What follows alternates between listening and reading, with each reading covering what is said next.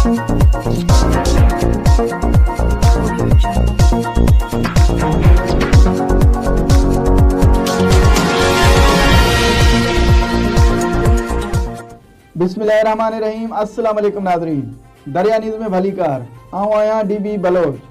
नाज़रीन, सब खां पहिरियां हिकु नज़र हेडलाइंस ते। कश्मीर ज़िले अंदरि 29 ॾींहं बि लॉकडाउन जारी। शहर जा नंढा वॾा समूरा कारोबारी मर्कज़ बंदि रहिया। कंदकोट जे ॻोठ कंबर निंदवाणी में तरसियल 11 तबलीगियुनि मां 4 ॼणनि में कोरोना वायरस जी तस्दीक थी वई। कंदकोट जे ॻोठ ज़ैनुलदीन में कारोकारी जे तकरार तां झेड़ो गोलियूं लॻण करे हिकु ॼणो मारिजी वियो ऐं हिकु ज़ख़्मी थी पियो। हिन ख़बरुनि लाइ तावन कयो आहे अथोराइज़ डिस्ट्रीब्यूटर कश्मीर। अथोराइज़ डिस्ट्रीब्यूटर वारनि जो चवणु आहे त असां वटि खंड, पती, चांवर, घी, अटो ऐं ॿियो सामान होलसेल रेट ते दस्तियाबु आहे। अथोराइज़ डिस्ट्रीब्यूटर नज़द telephone exchange Kashmir. Mobile number 03331 31 631। नाज़रीन, पेश आहिनि तफ़सीली ख़बरूं। कश्मीर ज़िले अंदरि अॼु 29 ॾींहं बि लॉकडाउन जारी रहियो।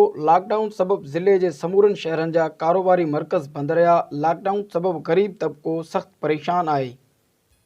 कंदकोट जे ॻोठ कंबर निंदवाणी में सवाबी खां आयल 11 तबलीगियुनि मां 4 ॼणनि में कोरोना वायरस जी तस्दीक थी वई आहे। DHO कश्मीर डॉक्टर नज़ीर अहमद आवान तस्दीक कंदे ॿुधायो त 11 ॼणनि जूं टेस्टूं करायूं वयूं हुयूं, जिन मां 4 ॼणनि खे कोरोना वायरस हुजण जी तस्दीक थी वई आहे। कंदकोट जे ॻोठ ज़ैनुद्दीन में कारोकारी जे तकरार तां निंदवाणी ऐं बंगलाणी बिरादरी जे ॿिनि धुरियुनि में झेड़ो थी पियो। गोलियूं लॻण जे नतीजे में बंगलाणी बिरादरी जो हिकु नौजवान थॾे ते मारिजी वियो ऐं हिकु ज़ख़्मी थी पियो। पुलिस इतलाह मिलण ते लाश ऐं ज़ख़्मी खे कंदकोट इस्पताल मुंतक़िल कयो। नाज़रीन, ही हुयूं हिन वक़्त ताईं जूं ख़बरूं।